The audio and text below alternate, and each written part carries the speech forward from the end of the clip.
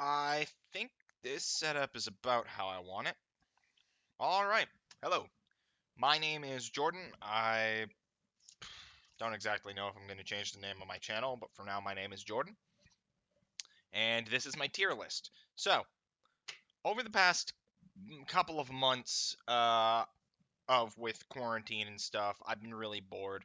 So, my partner and I decided to watch through all 50 cartoons listed in the book The 50 Greatest Cartoons, as chosen by 1,000 animators or something like that. 1,000 animation professionals, something like that. So these were not the 50 cartoons decided by myself. There were some honorable mentions in that book that I would have put on the list, and some on the list that I wouldn't have put on the list. But that's the entire reason I watched through this. So we're going to go through this tiers right now, but my qualifications for this, I am not an animator. I am just somebody who really likes cartoons. I watched through all 50 of them. I discussed them at length with my partner, and I I have worked in the entertainment industry before, so I think it's important that if something is still entertaining 100 years after it's made, for example, people should still be enticed to watch it. Whereas something is not okay to watch 4 years after it's made, people should know about it. Like, if kids are looking for something to watch, or parents are looking for, a good thing to bring their kids into the fold on old cartoons, they could look at this list potentially and say, okay, this is appropriate, this isn't appropriate, that kind of thing. I want to share some insight. I am by no means an expert in this, but I do like making lists, and that's never stopped me before. So, going through the tiers here, we have cream of the crop up here at the top. This is, well, S tier.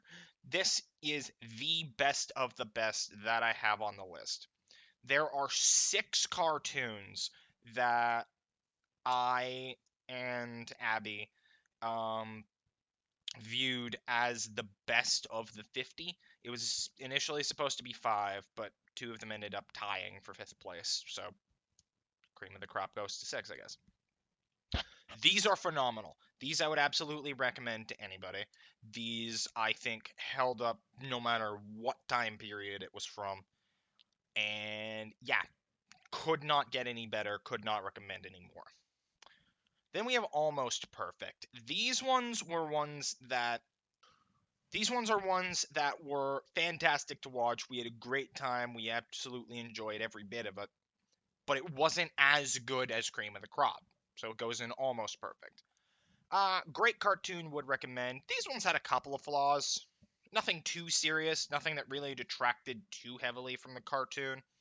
But it's one that maybe I would have more difficulty saying, oh yeah, you should definitely watch this, that kind of thing. It's a great cartoon. I would still recommend it, but not as heavily as the next two. A fun time. This one's a little quirky. This one could be recommended under certain circumstances. I enjoyed watching it, but it's not as refined as some of the other ones on the list, for example. This is, by the way, what I would put at around a B. And a B is good. A B you can enjoy. But, you know, there are A's and there are S's. Influential is around where I would put a C plus, but it's a special circumstance. There are cartoons on this list that I would say aren't fantastic, but without them, other cartoons would not exist. Like, they are more influential than they are necessarily good today. But back when they were made, they were extremely important. And for that reason, I can't just put them at It's Okay, which is like a C. I have to put them in influential. Whereas It's Okay, there's nothing particularly special about them, you're not going to be harmed for watching it, but it's not going to be like a favorite cartoon of yours. There are definitely influential cartoons that are just barely it's okays or even in the meh. That's fine. They're influential. They still go in influential. There are also influential cartoons that are better than a C plus. They will not go in influential. They will go above influential. So if a cartoon, say from 1923 or something like that, is a great cartoon, it goes above influential. If it's a bad cartoon to watch by my standards as a cartoon viewer, the lowest it can go is influential. Assuming it actually is influential, assuming like you can palpably see that it did things. It's okay. I've kind of already discussed. It's just kind of okay. Meh. Meh is a cartoon that uh, it's not okay, but it's not bad. Like it's mediocre. Like, and you know while watching it, this is just not very good. It's not horrible. Like you're not like upset that you watched it, but while you watch it, you're just like, I could have done something better with my time. Not good. You are kind of upset that you watched it. This is just not a good use of your time at all. This is horrible. Not horrible, but I could have made bacon in this time. I could have watered my daisies. Why did I watch this? But it isn't an utter failure. An utter failure is an F. We'll get to the next one after this, but an utter failure is an F. Nothing redeemable about utter failures whatsoever. Every moment of that cartoon is ugly or unenjoyable. And if that isn't true, then the moments that are enjoyable are so overshadowed by the moments that are a disgrace to the senses. But the reason this is above beyond the limits of bad, you can be beyond the limits of bad and technically be better than an utter failure, or even technically better than a not good. Beyond the limits of bad, though, are the only cartoons on the list that I will never be comfortable watching again. And that is due to issues that I will bring up subjectively with each cartoon that I put there. Um, I also intend to mention what category it would go in if it wasn't just in Beyond the Limits of Bad, but it goes in Beyond the Limits of Bad regardless. With that out of the way, we have 15 cartoons. I will be starting with number 50 and moving up. This is going to take a couple of recordings to get right, but this is going to be a long video, so hang tight. The first one on the list at number 50 was Felix in Hollywood. Felix in Hollywood is the only, I'm going to keep it at It's Okay for now. Felix in Hollywood is the only cartoon on the list to feature Felix the Cat. Felix the Cat is one of the most recognizable cartoons of uh, cartoon figures of the early cartoon era that I can think of. The fact that he only got one cartoon representation is a little sucky, but it does kind of show sort of how far cartoons have moved since Felix the Cat. Based on what I'm saying, you're probably already under the impression that this is at least an influential. You're right, and it would be above influential. The problem here is that this cartoon is silent. You can have a silent movie, and it could be good. But with this one specifically, and there are like good moments in it. I did enjoy some of this cartoon. It's not a bad cartoon, but it's crying for like a piano or something. This came out in 1923, in the same year as Harold Lloyd's feature film Safety Last. That one has a piano in the background, and it adds so much to the mood of the movie.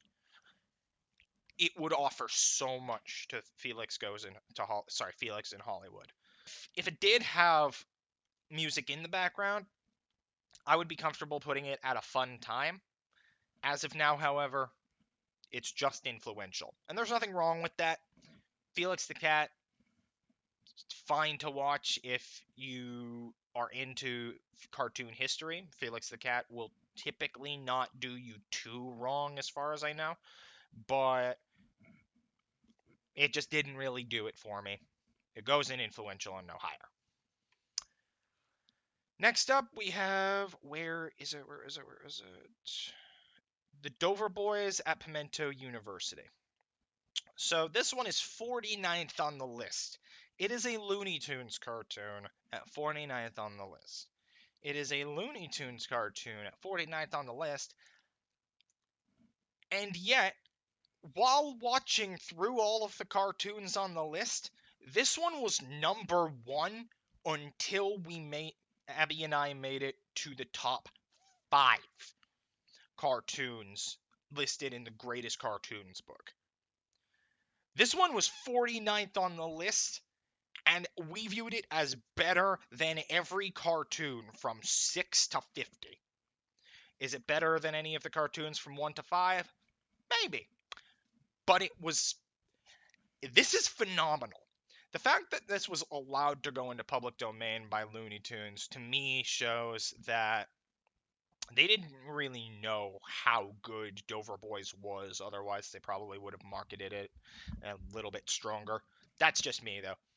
It is public domain now. People are making memes out of Dan Backslide. There's a video of a bunch of animators recreating it that was done very well.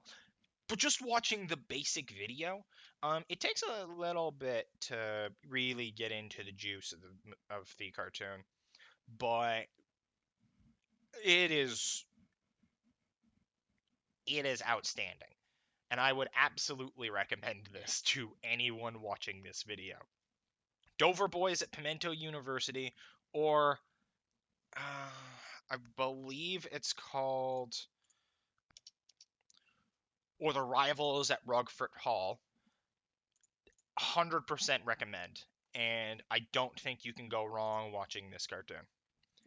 That's just me. I may have some tastes that are a little bit different from you, but I view this as a fantastic cartoon. Next up, we have, let me just find it, Unicorn in the Garden.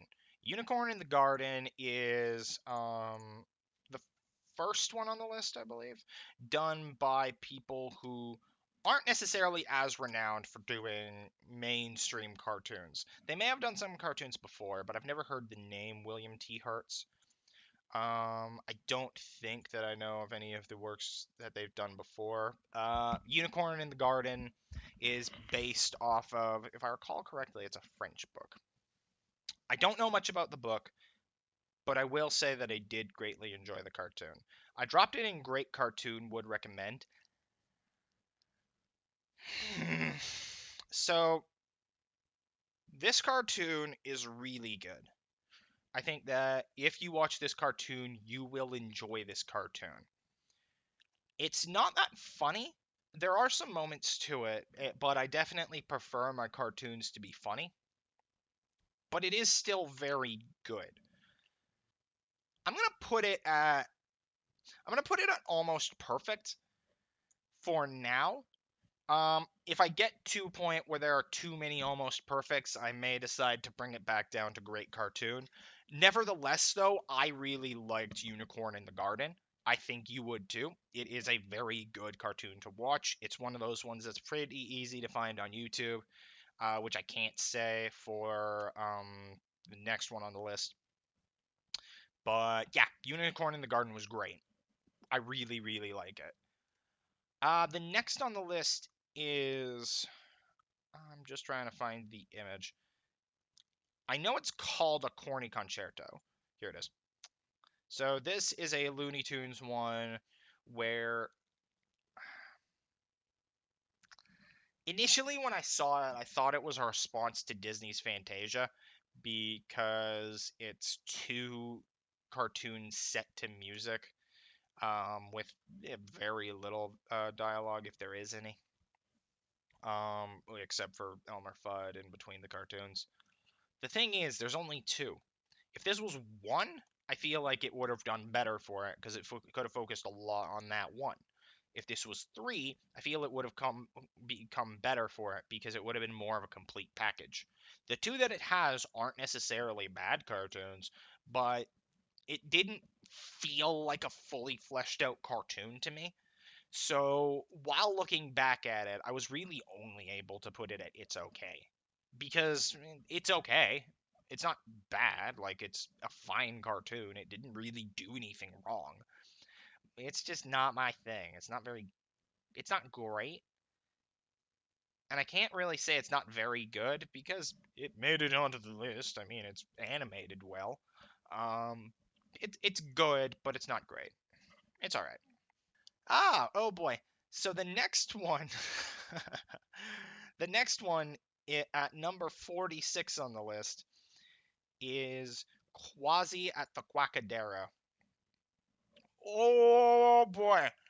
Uh, the interesting thing about Quasi at the Quackadero is that I would actually recommend you watch it. It's a cartoon by American cartoonist Sally Cruikshank. She uploaded a majority, I would say, of her works to her own YouTube channel for free. Of course, for free. You can watch most of them. She has a very distinct, like psychedelic kind of style, and it's very cool. Um, and that is a style that is present in Quasi at the Quackadera. And while that style is cool and I do appreciate it, it's also one that makes me kind of look at the screen like this. And I don't know how to get through that. um, so this is an interesting situation. I remember watching through the first 10 cartoons and sort of trying to decide where I would put some of them on the list in comparison to the other 9. And I put Quasi at the Quackadero at 8th out of 10, which would signal that it's not very good. I actually put it below Corny Concerto, if I recall correctly. But depending on my feelings of the day, it goes anywhere from great cartoon would recommend to not good. It it's clearly not my cup of tea, but it's fine. There are some points of it that are ballistic, and but the thing is, I would recommend watching it. I'm gonna be nice to it right now, and I'm gonna put it at a fun time, because it is a fun time. Well, it's a fun time if you're a little older.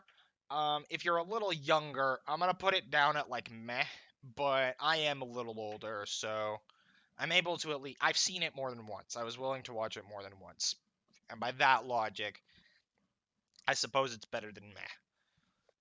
Quasi at the Quagadero is a trip. Next up is book review. Book review, when I initially went through them, was one of the 2 cartoons that I put below Quasi at the Quackadero. This is another Looney Tunes cartoon where it was kind of, if I recall correctly, set to music, but it was done in a way that, well, it was done in an interesting way technically.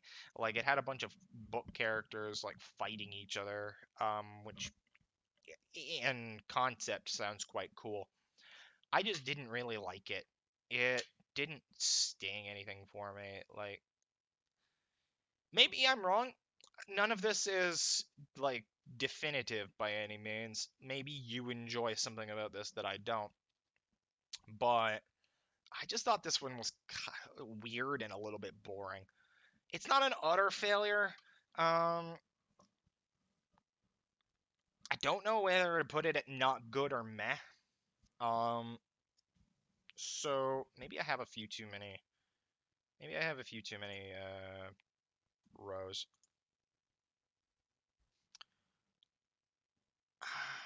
I'll put it at meh for now. I'm being too nice to this. This is not good. Um, it's just not good. It's not the worst thing I've ever seen, but it's just not good, and I can't deny that. especially because the next one I'm looking at is The Man Who Planted Trees, which is like comparing these two is unfair. First of all, The Man Who Planted Trees is a 30-minute long epic that, if I recall correctly, either was nominated for or won an Oscar, and book review is book review. Um, Man Who Planted Trees is really good. It's not funny at all, and it's 30 minutes, so it kind of feels like it shouldn't even be on this list. Um, but the fact that it's very low on this list is a little bit unfortunate. I do prefer my cartoons to be funny, which I had mentioned with Unicorn in the Garden, but this is a really good cartoon. This is like a really good watch. If you have 30 minutes to spare and you want to see a very touching story of a man uh, planting his own forest simply because that's what he feels as though he should be doing at that time, I would recommend this. I can't put it at a fun time because it's better than that, and I can't put it at almost perfect because it's not as good as Unicorn in the Garden. But I really like this one. I think people would really like this one. I would give you a recommendation to watch The Man Who Planted Trees. I'm comfortable with that. Barber of Seville. Oh boy. Okay. So where is it? So when I say Barber of Seville, and you think of just cartoons involving barbers, you might be thinking of the one where Bugs Bunny was shaving Elmer Fudd. That is Rabbit of Seville, and it will be later in this video. Barber of Seville is the only cartoon featuring Woody Woodpecker that is on this list, and it is a mess. So, um, I'm going to say that the cartoon itself isn't good at all. It's animation wise, it might not be horrible, but there's nothing good about it. I didn't enjoy any part of the cartoon. The reason why it's going into Beyond the Limits of Bad, however, is because of the scene with the Native American. This cartoon to me isn't worth watching again, and even if it was, I wouldn't be able to make it through that scene. I can't watch this again just as a whole. Really, it is only a little bit of it. It's not the entirety of the cartoon. But it's a big enough section of the cartoon where it still bothers me. So, if this wasn't in Beyond the Limits of Bad, I would still put it in utter failure because it fails at its job as a cartoon. But it is Beyond the Limits of Bad because I cannot watch this again. Is it the worst cartoon on the list? I have talked to my partner about this a few times, and factoring in both the utter failures and Beyond the Limits of Bad, I think it might be. But there are a few other contenders, and we'll be getting to them later. Till then, Barber of Seville, Beyond the Limits of Bad. Up next is the Cat Concerto. Now, something I feel the need to mention here is Wile E. Coyote is not going to be appearing on this list at all. Roadrunner, same thing. Same with, if I recall correctly, Tweety Pie, Sylvester the Cat, and there are quite a few other like main characters in Looney Tunes that don't appear. Minnie Mouse does not appear. I don't really know what a third section of the cartoon people would be. Yogi Bear never appears, but I never expected Yogi Bear to appear. Uh, that said, Yogi Bear, if I recall correctly, is a Hanna-Barbera cartoon, and the only Hanna-Barbera cartoon that did make the list, as far as I can tell, is Cat Concerto, which is a Tom and Jerry cartoon. So Cat Concerto, I really liked this one actually. I don't know if I would put it in great, but it's a minimum fun time. There are a few Looney Tunes cartoons that I've seen that are pretty similar to this, with somebody playing a piano and somebody messing with the person playing the piano. As far as I'm concerned, Cat Concerto does it very well. Um, would I put it at great cartoon? I'm gonna put it at fun time. I am going to put it just above Quasi Quackadera. It's a good cartoon. I really liked it. I will say there's definitely better on this list, but if you are just looking for good Tom and Jerry cartoon, Cat Concerto you can't go wrong with. I do think that there are Tom and Jerry cartoons that also should have been on this list, but they didn't pick a bad one. This one was pretty good. Next up is so this was a United Productions of America cartoon, which if you don't know them as a production company, that's okay. Neither did I before this list. Um, and the cartoon in question is Rudy Toot Toot. Rudy Toot Toot is where on earth on this list is Rudy Toot Toot? I thought I would have recognized it. There it is. It actually says Rudy Toot Toot. Rudy Toot Toot is, to me, sort of in the same ballpark as Unicorn in the Garden, in that not only is it from a company that I'm not particularly familiar with, but it's very, very good. I've gone back to Rudy Toot Toot a couple times as well. Rudy Toot Toot, by technicality, kind of needs to be at least an almost perfect, because I put it in my top three when I did 1 to 10. And it was only behind Dover Boys, which at the moment it currently is only behind. With that said, I do think that there is a possibility that I might be underscoring it. I'm definitely not overscoring it. I do think that Rudy Toot Toot is fantastic. There are some animation issues, um, although those might just be animation quirks, in fairness. But I may need to come back to this. At the very least, though, I would put it at almost perfect. It is a very solid A plus of a cartoon. And if you're looking for some kind of off the wall alternative musical cartoons, this is a very good option, I would say. All right, so we're through our first 10, and this is about what I expected, although I will be honest, I did expect to put Corny Concerto a little bit lower than this, but if I'm being honest, that's probably where it deserves to be. All right, next we move on to Peace on Earth, which initially I thought, just kind of looking at it, was a Bugs Bunny cartoon because the main characters of it appeared to be a rabbit, but it looks like it's actually chipmunks. This is an old war cartoon. I'm not putting it in influential.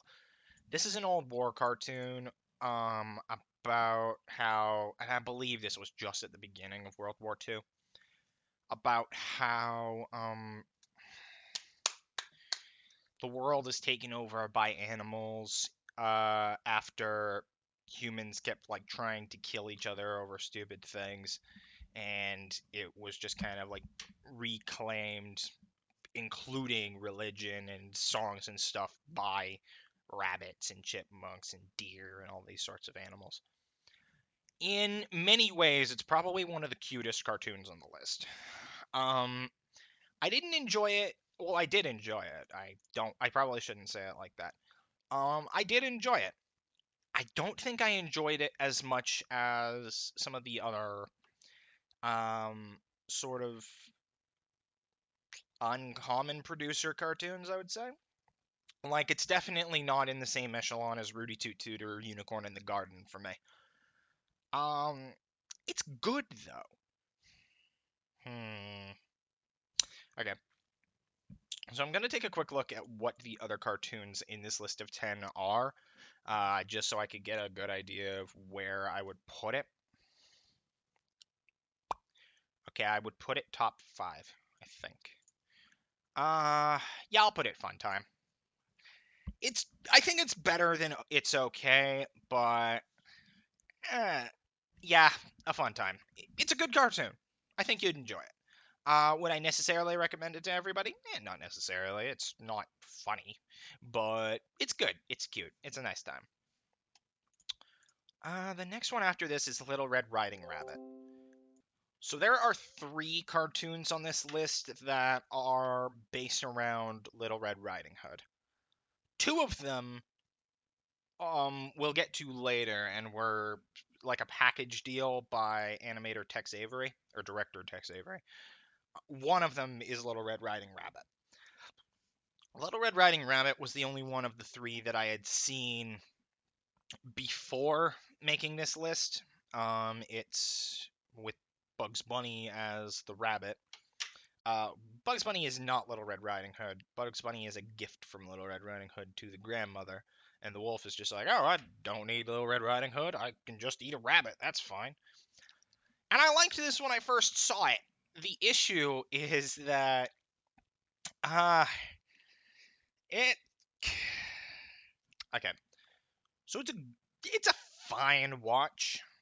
I enjoyed it, but I enjoy most Bugs Bunny cartoons. The issue with this one is that it was animated fairly poorly. Um, Not terribly, but certainly not with the same finesse that I expect out of a lot of Bugs Bunny cartoons.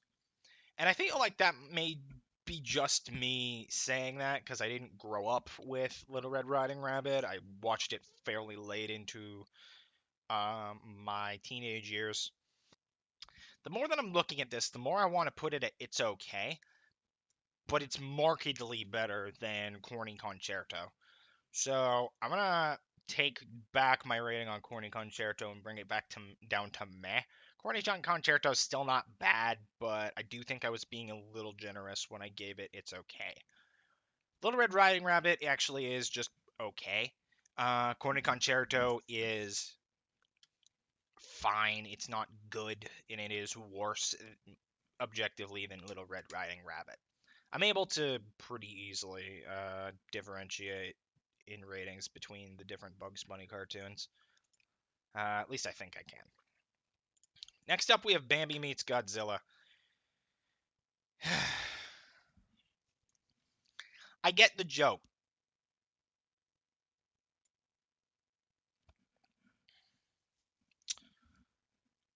but I don't need this cartoon. Um, this is the kind of thing that I would expect somebody in high school to make as like a school project. And part of me believes that this actually is something that somebody did as a school project. I haven't looked into it too much. Um, it accomplishes what it wants to accomplish, so I can't put it at utter failure. But I have no desire to watch this again. I didn't think like I get what the joke is. I didn't think it was particularly funny. To some people, they may disagree with that, but that's just how I am. It's not good. It's not the worst, but it's not good. That's really all I can say about that. Next up, we have Bimbo's Initiation. Bimbo is the name of the character you see in the whole of the picture right here.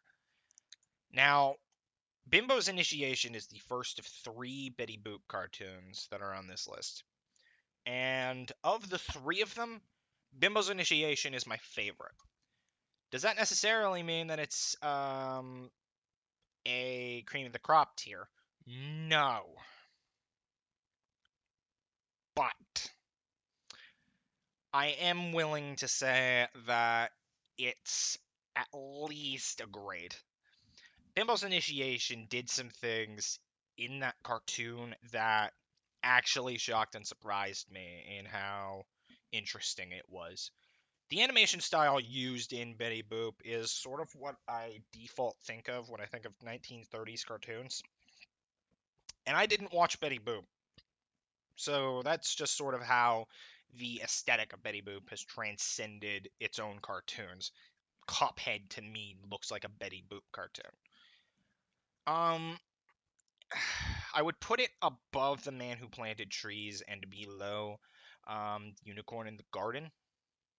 Would I put it below Unicorn in the Garden? I'd put it around yeah, almost perfect. This is a very good cartoon.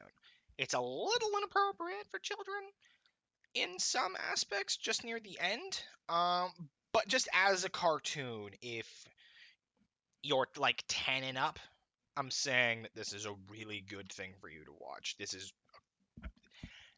I had a great time. I've watched this over and over again, and I feel like I still will as time goes on. Love it.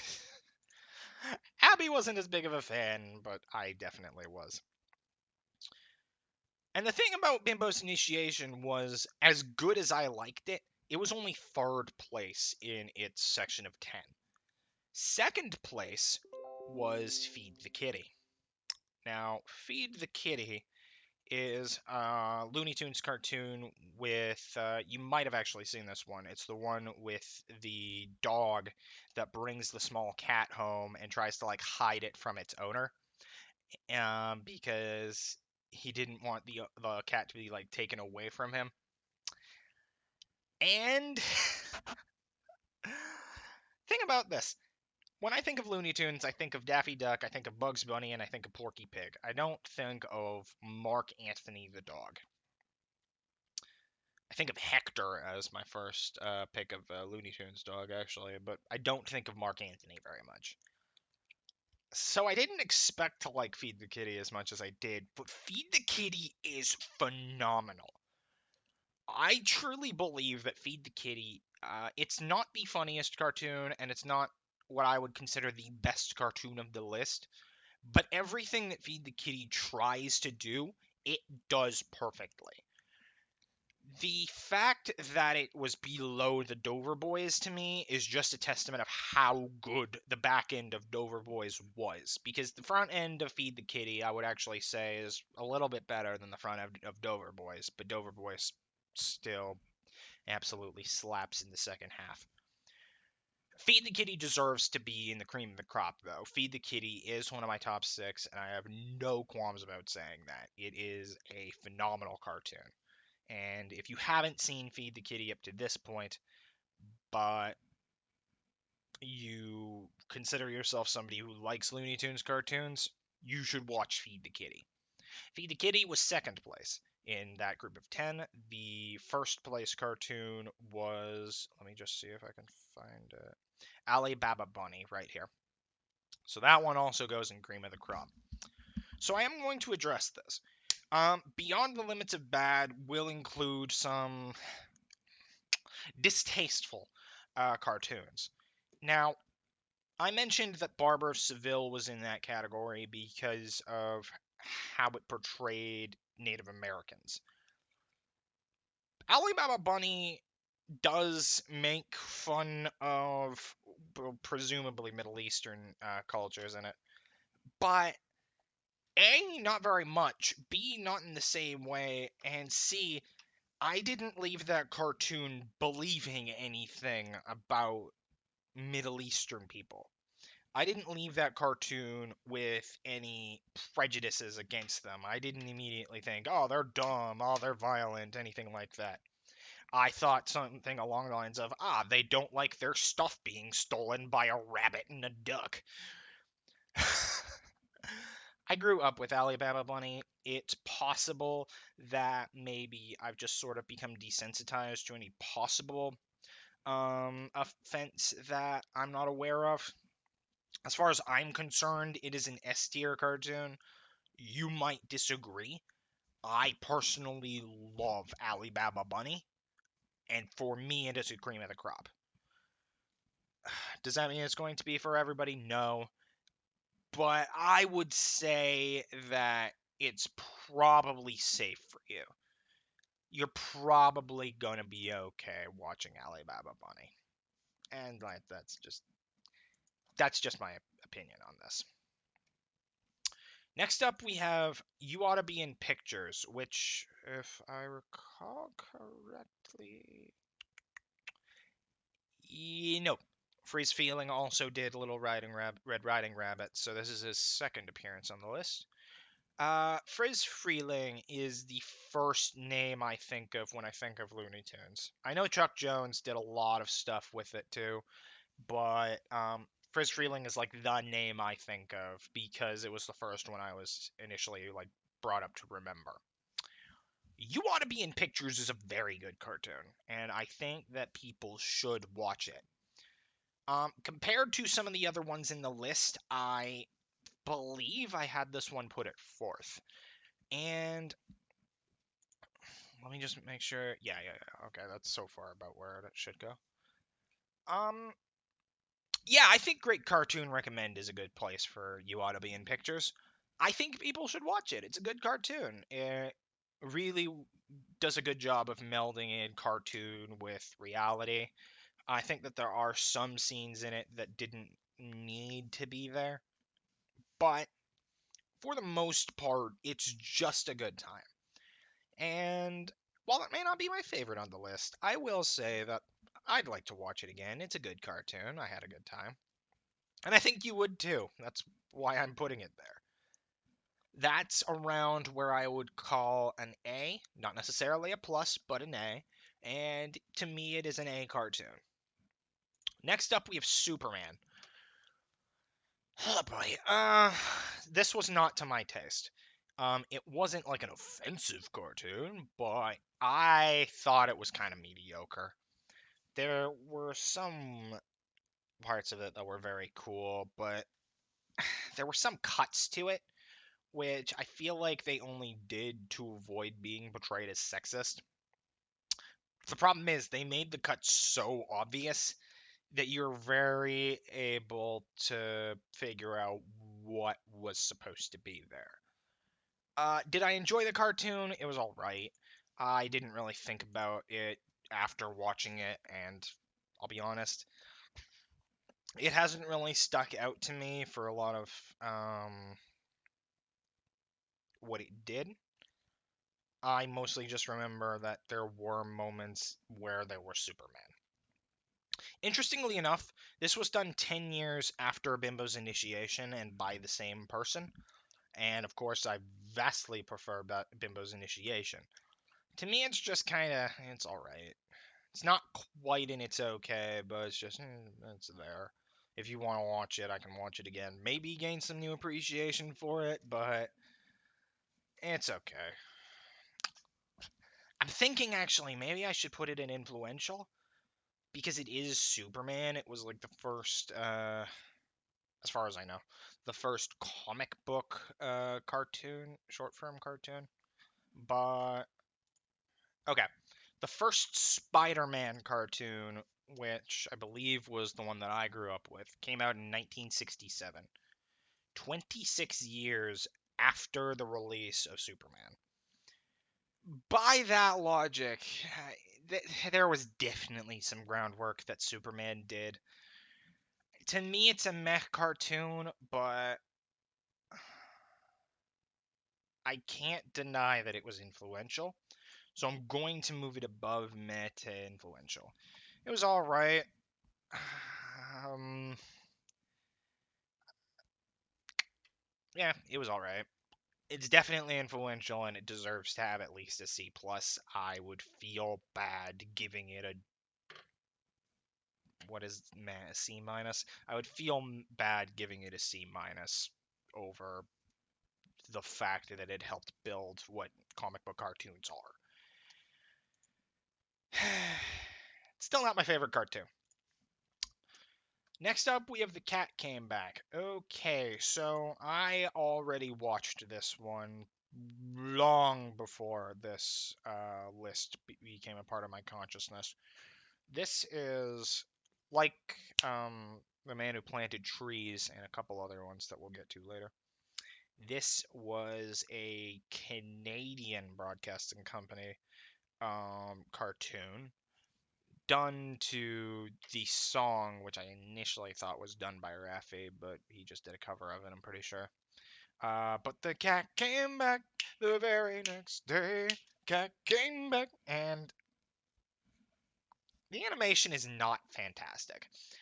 The, um, the ingenuity of the cartoon is pretty nice. and it holds like a decent spot in nostalgia for me. I don't need it very much, but I will say that it's somewhere in the it's okay or meh range. It's a fun enough time if you're a little bit drunk, but considering this is a list looking for children to watch this, I feel like they may find it anywhere from kind of stupid to pretty silly, so they might get something out of it too. Um, Corny Concerto was done better, but I'd be more willing to watch Cat Came Back again, so I'll put it at it's okay. It is okay. I don't feel like that's a disingenuous answer. It's just not the best one on the list. Right, so I just rewatched The Scarlet Pumpernickel because I'll be honest, I completely forgot the entirety of the plot. And it can be described as not the worst cartoon. Unfortunately, it suffers a bit from the fact that it doesn't really have an ending. Um, it's fine, it's incomplete, and apparently it leaves absolutely no impression upon viewing. So, yeah, I would put it at meh. It's not bad, but it's meh. So after that, we have rabbit seasoning. Full disclosure, 30 to 21.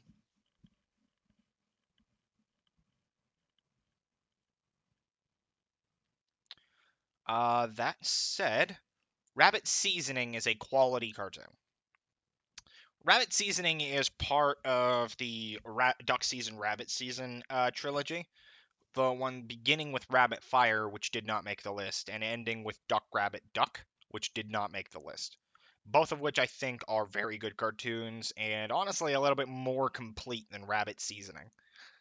Um, I'd recommend Rabbit Seasoning, and that's mostly just because it's a Rabbit Season cartoon. You know it's a good cartoon.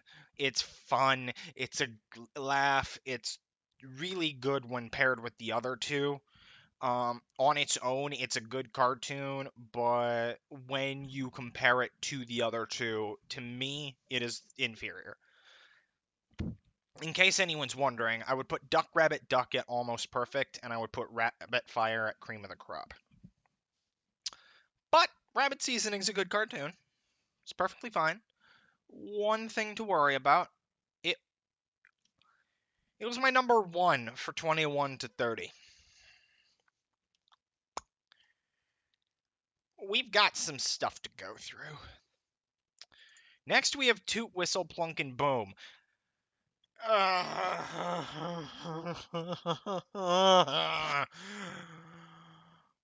Toot Whistle Plunk and Boom is a Disney cartoon that I might not keep it there, but hold on.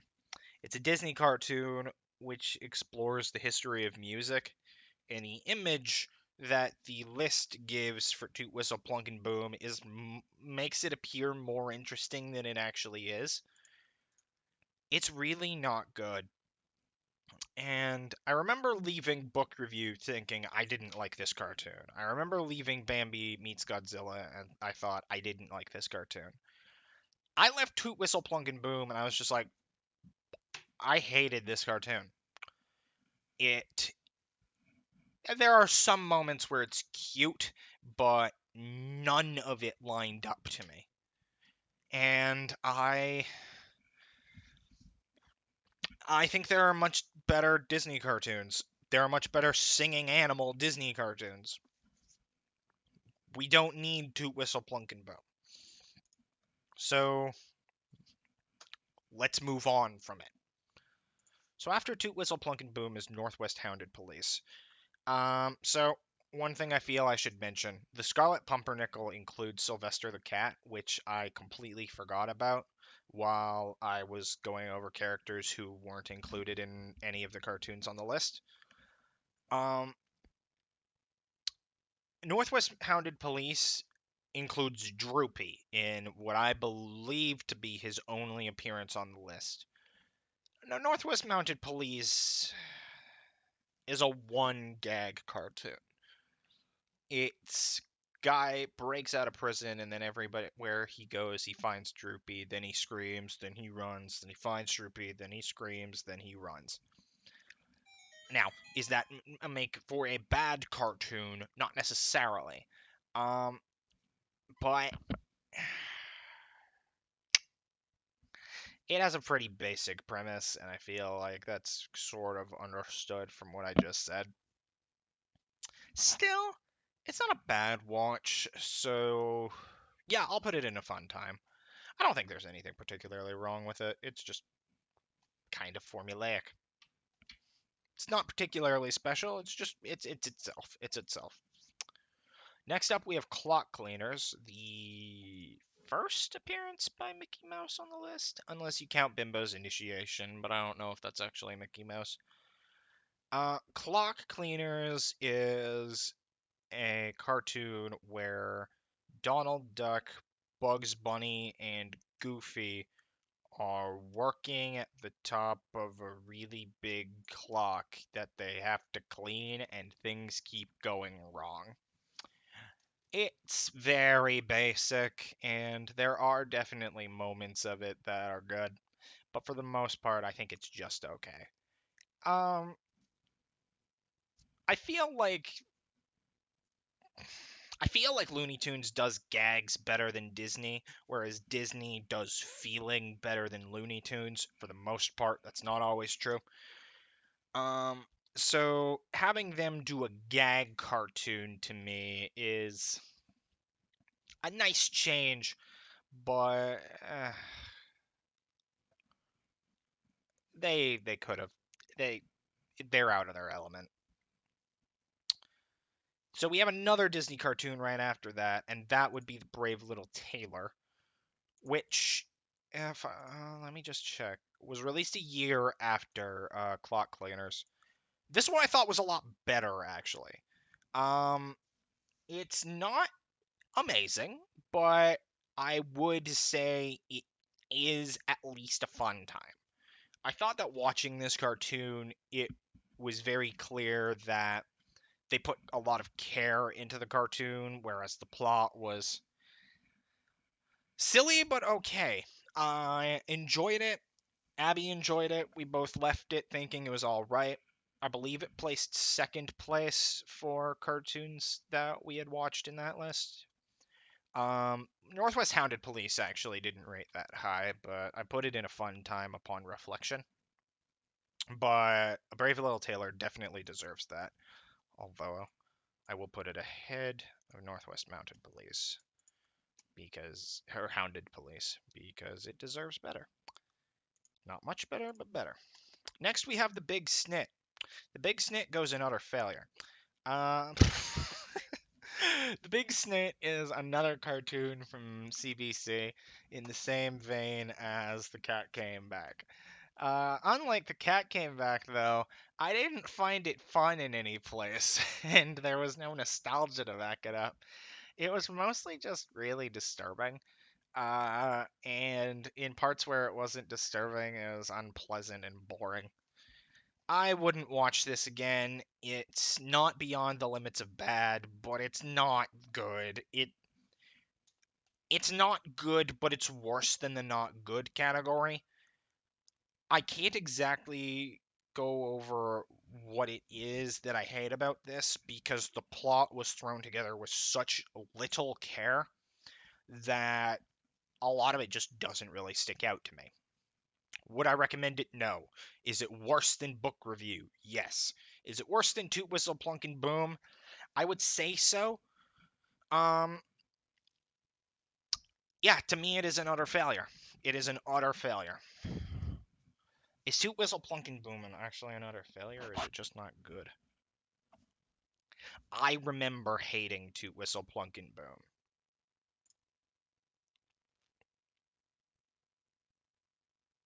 I'll have to revisit this in a little bit.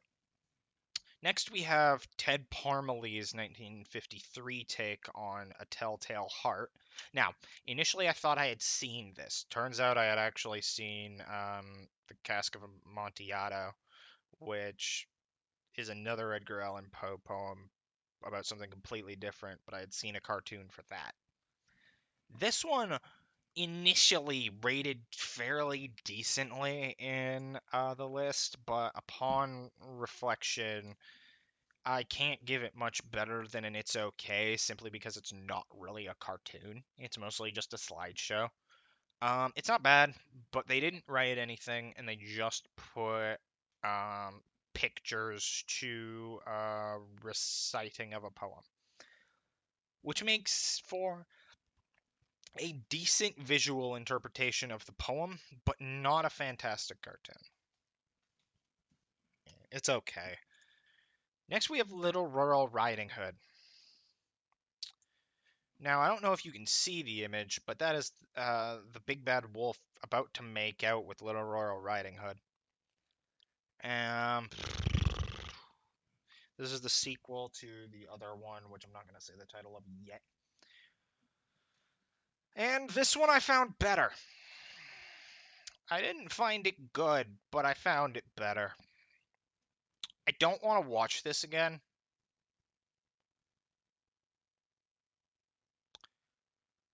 But it wasn't horrible, so I gotta at least give it a meh. There are definitely points to it that I enjoy, but I think I'm getting to a point where there are certain topics in cartoons that if you approach them well enough, it makes sense, and if you don't, then it's just very strange. Like having in BoJack Horseman, for example, having BoJack Horseman fall in love with a human woman works because in that world everyone is aware that there are anthropomorphic animals and there are humans that coexist. And with cartoons like Looney Tunes, there are moments where Bugs Bunny like hangs out with a very pretty woman. That works too because nothing really happens. They just kind of hang out. That isn't true for Little Rural Riding Hood, and it makes it a little weird. Not too bad, though, but a little weird. So I put it in meh. And next we have two that I'm not going to put very high. Number 22 is DeFuro's face. Now, DeFuro's face, there are so many images of Donald Duck dressed as a Nazi in that cartoon. I found the only one on the internet I could find where he was just dressed as the American flag. As you can probably tell, it's about Hitler, and it was released in World War II. It's it's exactly what you would expect out of a cartoon released in World War II about Adolf Hitler, with the star being Donald Duck.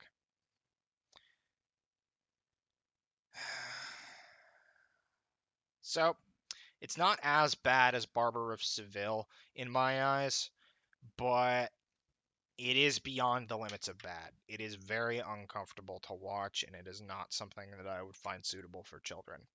In terms of quality of the cartoon, I think I would put it up to It's Okay. But I cannot put it any higher than Beyond the Limits of Bad out of my own conscience.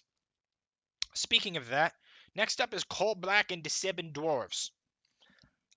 Full disclosure, I couldn't watch this one when Abby and I initially went through the list because I was so uncomfortable by the first minute. I have since watched it. I didn't miss anything. There are so many problems with this cartoon. And it is racist, but like the main argument about it being banned and how it shouldn't be banned is just like, oh, it's not hateful towards black people, and like it doesn't do blackface because the actual voice actors are black. Well, yeah, but the actual voice actors don't have that big of lips. They aren't that exaggerated of characters. And even then, it's not that hateful towards black people, and I acknowledge that, but it is hateful towards a lot of other groups. And it is just, it paints a really bad picture of lots of different racial groups and who they are. I put it at Beyond the Limits of Bad in a dead heat tie with The Barber of Seville. It is not the worst animated cartoon, and like the jazz is okay. I think I would put it at like a meh or like an it's okay if I was rating it for just a cartoon. And people do rate it a lot higher. It might have hit a fun time if I could manage to do that, but I just can't bring it beyond the limits of bad.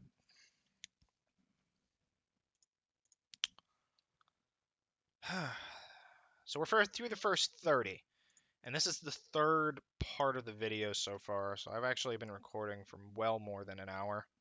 Well, that's great. Next up, we have Minnie the Moocher. Minnie the Moocher is the second Betty Boop cartoon on the list, and the first in the trilogy of Cab Calloway cartoons. So, like, there's a constant, well, maybe not constant, but there's a lot of jazz influence from this cartoon as well. The difference is that this one benefits greatly from it. Of the three Betty Boop cartoons, I do think that this one is probably my least favorite of the three, but it's not a bad cartoon. I'll put it at a fun time. Part of me almost would put it at influential, but it's better than influential, I would say. It's a fun time. Are there any others that are going into influential? Yes, and we'll get to them.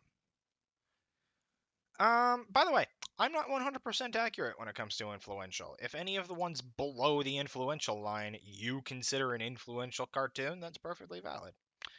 I don't. Anyway, up next is Snow White. Snow White is the last of the three Betty Boop cartoons. And this is a lot of fun. I'm going to put it at great cartoon, would recommend. And I feel like that's not unjustly deserved. I think that this is a good cartoon. It's of the three Buddy Boop cartoons is right in the middle, so I think it makes sense to put it in the middle of the other two. This is my favorite Cab Calloway performance for a couple of moments of it, although I do like how much work he does in Old Man of the Mountain, which is the one Betty Boop cartoon of this trilogy that isn't on the list. I'd recommend watching that one as well. If I had to put that one on the list, I would probably put it at a fun time too. I really like Betty Boop cartoons, but I understand that they are not for everybody. Old Man of the Mountain is not for everybody, and it's also not on this list. But Snow White was really good, especially when compared to the other Snow White on this cartoon list, but also the animated movie Snow White, which this one came first, by the way. This is a good time. This is exciting. There are funny, really cool moments in Snow White. It's just a good cartoon to watch, I think. Next up is Walt Disney's Skeleton Dance. I am thankful to say that this is my least favorite of this section. Why? Because it's not bad. It's not a bad cartoon. It's not great, but it's not bad. It is a solid effort. Now, this came out in 1928. So, or sorry, 1929. So part of me would put it at influential. And in fact, I think I might do that. But if I weren't to put it there, I would probably put it in meh. Simply because not a lot happens. To me, this is just like an animation showcase. But it's an animation showcase. The fact that it showcased what you can do in animation probably did help some. I remember looking up a skeleton dance or the skeleton dance, and I found other videos of the skeleton dance that weren't the 1929 film. There were other skeleton dances that came out of this. It's not amazing. Like, it's very for basic cartoon, but it's got some good like quirks to it, I think. Upon looking it up, I am not finding much evidence that this is an influential cartoon, however. And I can't bring myself to bring it up any higher than meh if it isn't an influential, so I am going to put it at meh. It's not bad. It's not really anything. Next up is Popeye the Sailor meets Sinbad the Sailor. Did I forget to put that one in here? Nope, there it is. This one was good. But of course this one was good. I feel like just by saying it, you knew it was good. It was a fun cartoon to watch, I would say. There weren't any glaring issues. It was just like a little slow and a little long for me, which is perfectly fine. Popeye isn't necessarily my cup of tea in general, although I will say I haven't been offended by Popeye in any way. Uh, you know what? I'm gonna put it a great cartoon. Would recommend. It's not as good as Snow White, but it is at least fun. And I think that you would enjoy it if you were to watch it. Like it's good. It's good. Next up is the Great Piggy Bank Robbery. So you remember how I mentioned that I couldn't remember the Scarlet Pumpernickel? Daffy Duck, you've done so much better than this. Why are they focusing on this? All right. Great Piggy Bank Robbery is here it is. Um, it's okay. It's better than the Scarlet Pumpernickel in my opinion. Yeah, there are some really fun moments to this one, and there are some to Scarlet Pumpernickel too. I just remember more of Great Piggy Bank Robbery. It left more of an impression. Daffy Duck has done a lot of good work in his own cartoons, and there are so many that didn't make this list that I feel the fact that this one made the list is very strange. It's not undeserving of being considered a good cartoon, but in my opinion, it's just okay. And that's really all I have to say about it. It's not bad. If you want to watch it, you can watch it. Next up, we have Bad Luck Blackie. Right. So Bad Luck Blackie is interesting because Abby didn't like it very much. I thought it was pretty good, but Abby really didn't like it, so that made me kind of second guess myself for a bit. And one thing I need to be conscious of is that this one's at least thematically kind of similar to King Size Canary. And this is better than King Size Canary. So whatever rank I give it or placement I give it, it needs to be higher than what I would give King Size Canary. I accidentally dropped it and it's okay.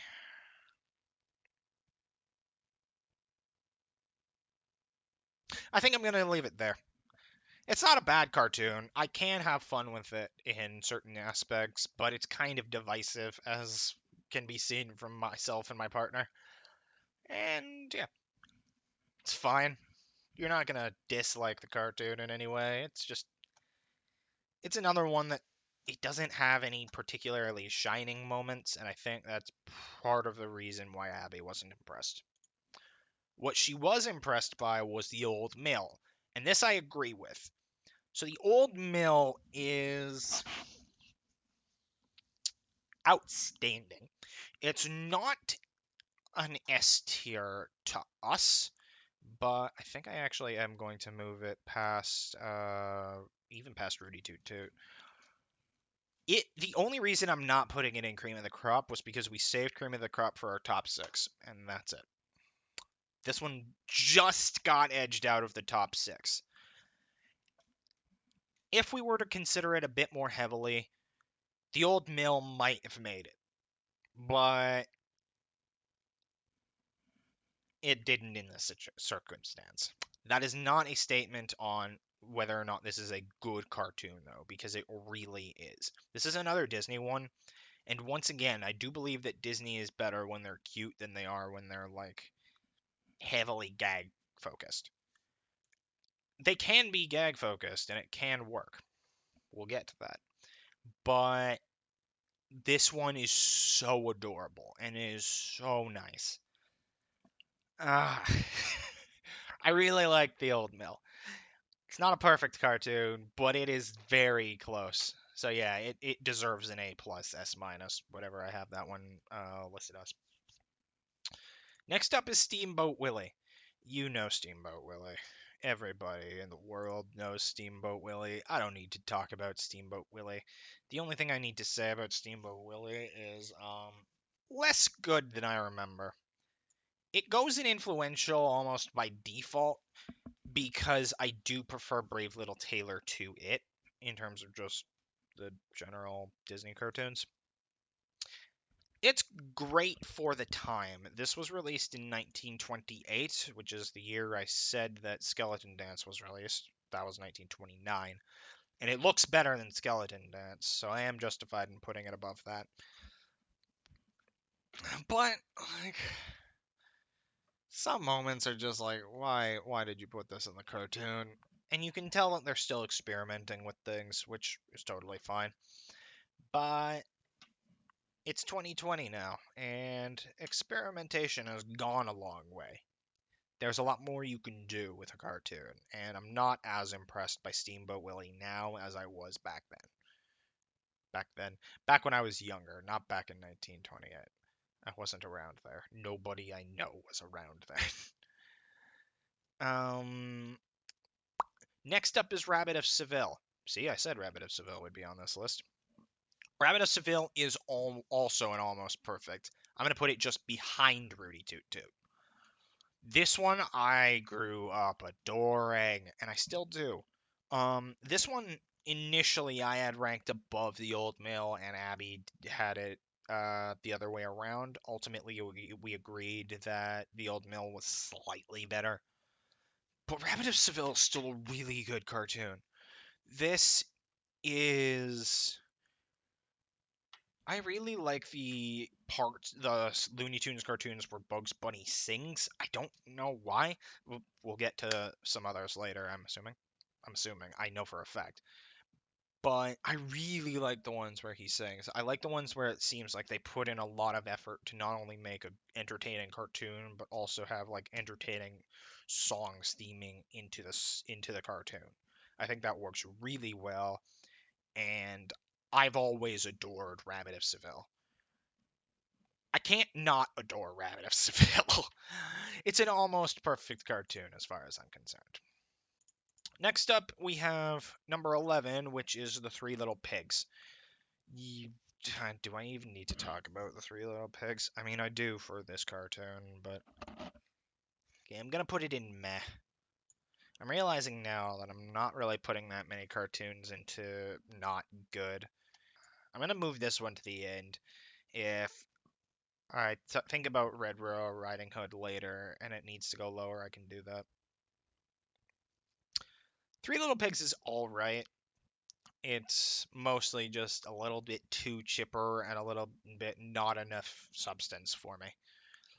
It's not a bad cartoon, but you can do a lot better for things to watch. Yeah, that's just me though. We're into the top 10, and number 10 is King Size Canary. King Size Canary, I said was worse than Bad Luck Blackie, and it is. King Size Canary, I would put it not good. This one was disappointing. I expected it to be the same character of Cat between Bad Luck Blackie and King Size Canary because they look very similar.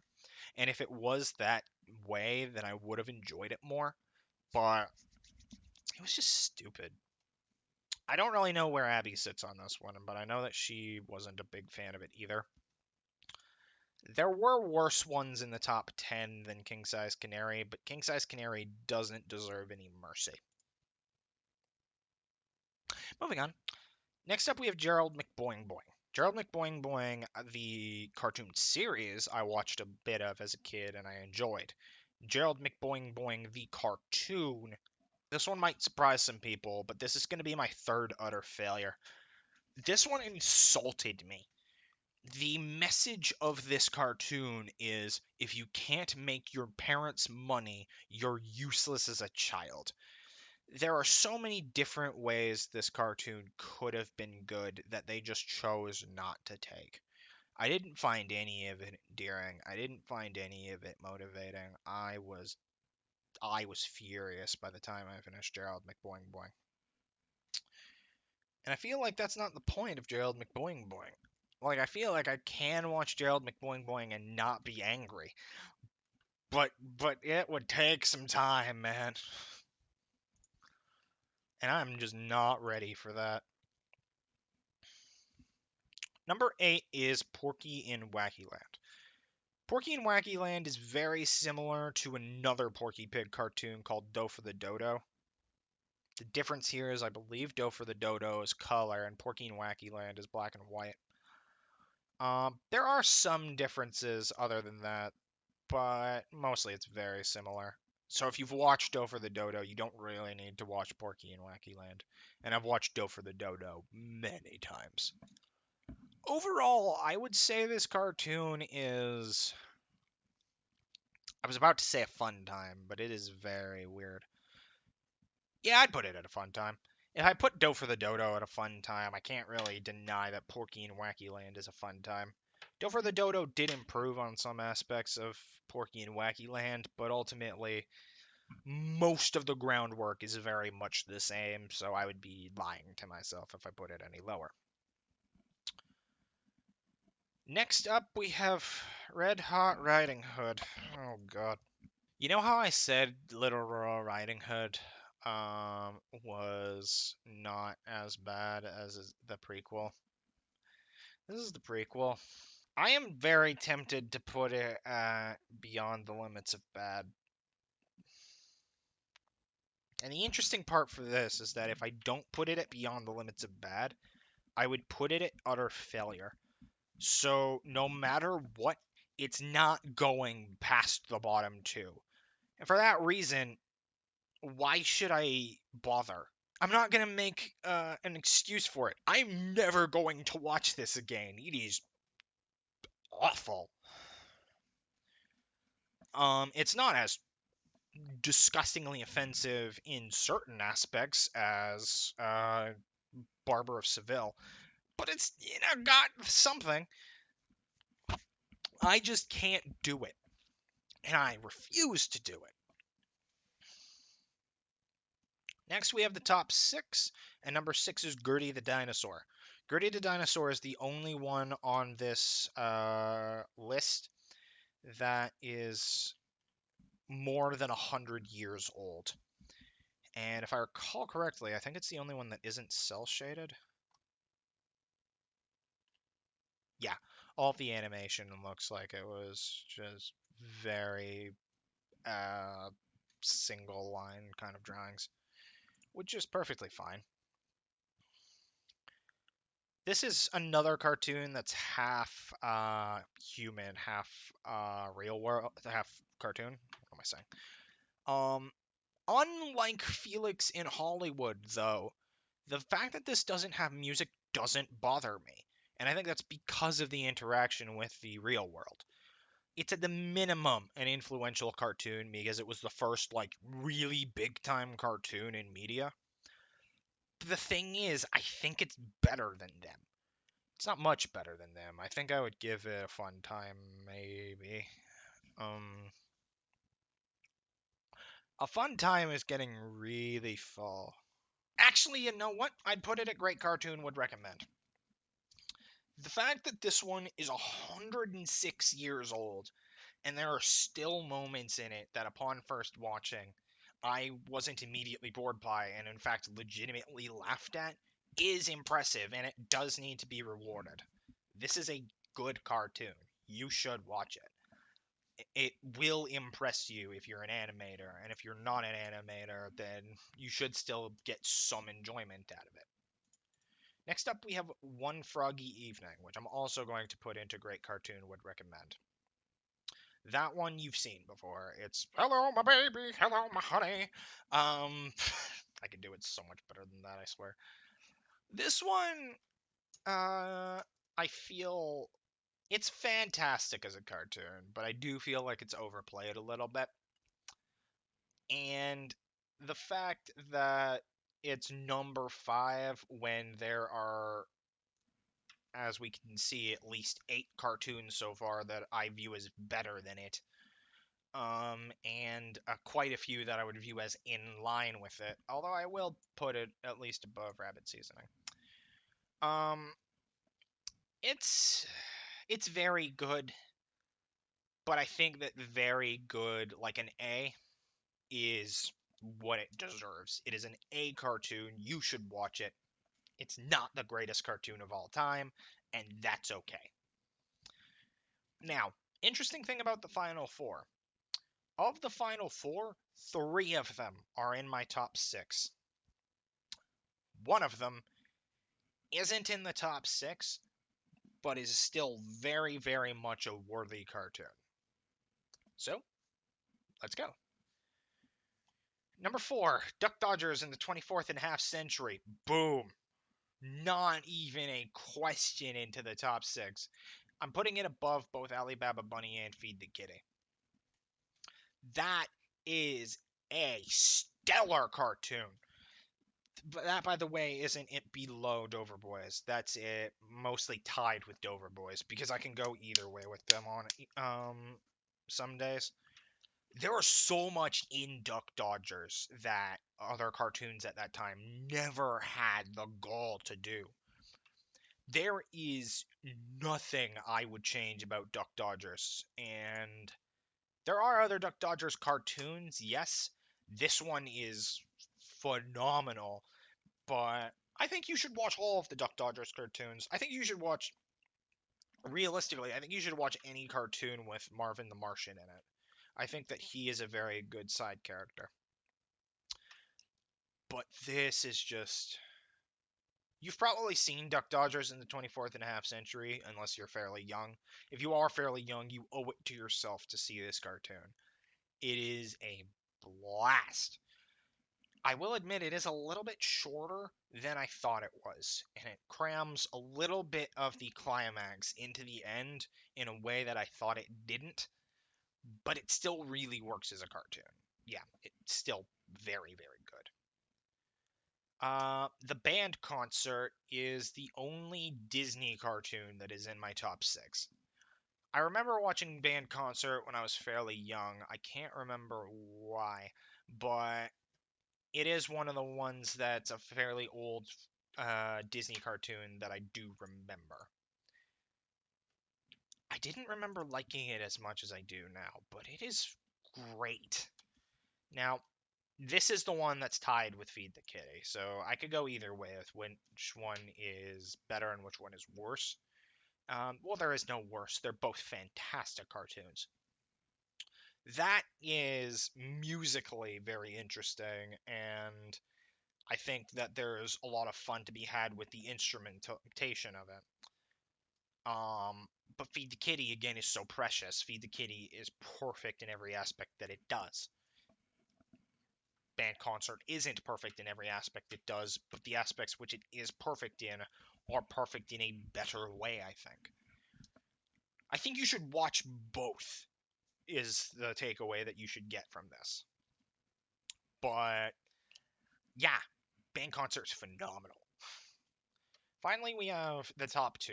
Number 2 is Duck Amuck, which is the one where Daffy Duck is being drawn into his cartoon during the cartoon, like as it goes. I'm not going to spoil who does it in case you haven't seen the cartoon, but this is almost perfect. I sometimes tend a little bit towards great cartoon, but it's a fabulous cartoon. I'm saying that about a lot of them, but the top 10 really, or the top 5 at least, the top 5 was very good on this list. Like, I do feel like they had a lot of justification for them. Duck Amuck isn't, to me, as good as the others in the final 4, but it's a great cartoon. The one where Bugs Bunny was in the same seat as Daffy Duck is in this cartoon is also very good. I can understand why they picked the Daffy one. but I think you should watch both. I do think that the two of them go together really well. So if that one didn't make my top six, what one did? This one I knew was going to be my number one immediately when I saw the list. And it was number one on their list. It's number one on my list. It's number one on Abby's. Boom. What's Opera Doc?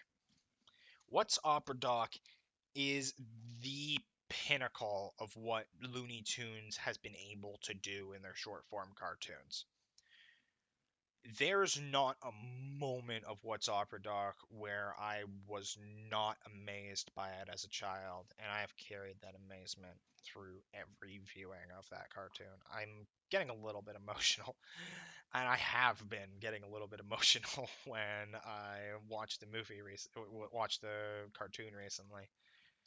The fact that this didn't get nominated for an Oscar around that time was very strange, especially considering there are Bugs Bunny movies that did. But that's fine. What's Opera Doc is a masterpiece. It's the only one that I can definitively say is better than the Dover Boys. And that is not to say that Dover Boys is inferior. The Dover Boys is a fabulous cartoon, but there is just no beating What's Opera Doc. If this was a rating scale of like percentages, it would be a 100%. If I was rating them all 1 to 50, What's Opera Doc would be number one. That's just all that I have to it. That's it. Yeah. So this is the tier list. Overall, I think I'm mostly happy with it. I feel like I could go either way with Little Rural Riding Hood and meh or not good. I'm gonna give it a bit of mercy and put it in meh for right now. Uh, do I really think that it's that much better than King Size Canary? I'm gonna leave it in meh. I'm mostly happy with this. There may be some elements that I need to change a little later on, but the 10 worst ones that I have down here, I am sticking by.